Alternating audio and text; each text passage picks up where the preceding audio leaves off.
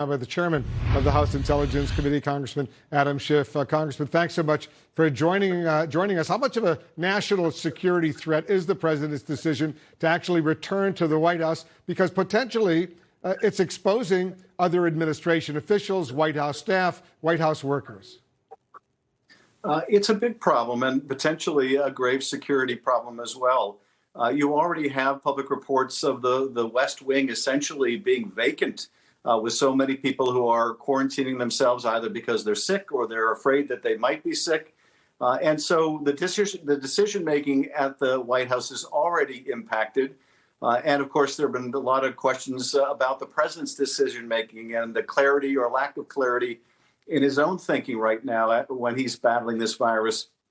And then, not far from the White House at the Pentagon, they're dealing with their own potential outbreak. And so cumulatively, it has a big impact. And of course, our adversaries are watching all this very closely. You heard the Speaker, Nancy Pelosi, tell House Democrats in a phone conversation today that she questioned whether the president taking the steroid that he's taking, dexamethasone, was impacting his thinking, raising serious questions about his thinking. She said, believe me, there are people who think that steroids have an impact on thinking. What do you think? Well, in my view, Wolf, on the best of days, the president's thinking isn't too sound.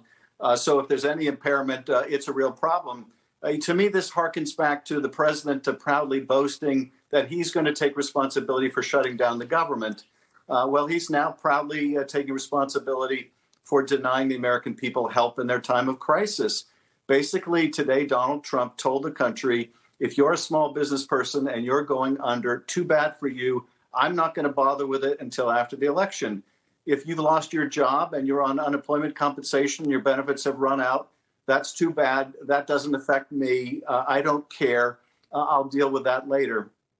This is so irresponsible when millions are suffering. And of course, politically, it makes no sense for him to do either. So it does call into question his judgment, certainly, but whether he's being impaired by these drugs.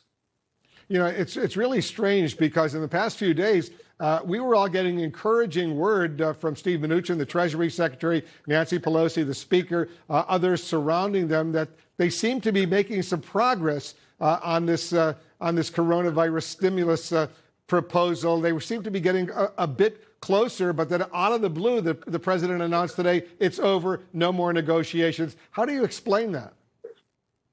Well, I think it is the president in a moment of peak, deciding, I'm done. I'm not going to be part of this.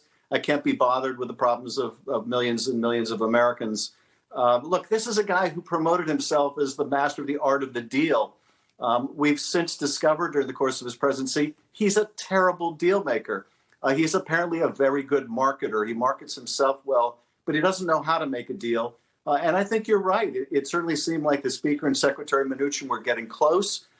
Their numbers were coming together. They were working on the right language to make sure whatever funds were appropriated were actually spent in the right way, to surge testing, to make sure we could get quick turnaround on tests, that we could really crack down on this virus, that the money going to small businesses would go to those that really need it, not large businesses that are, set apart in franchises. So it looked like there was a real chance to get to yes. And the president, for whatever reason, basically said, no, I'm not interested anymore. And those who are in trouble be damned.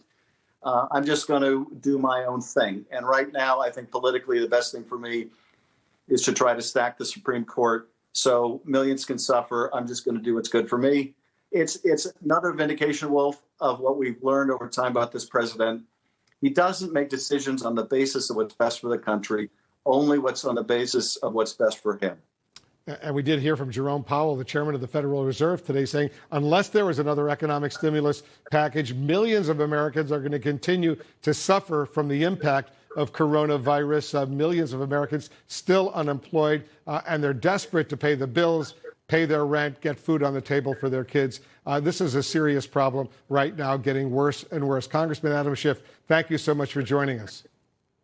Thank you, Wolf.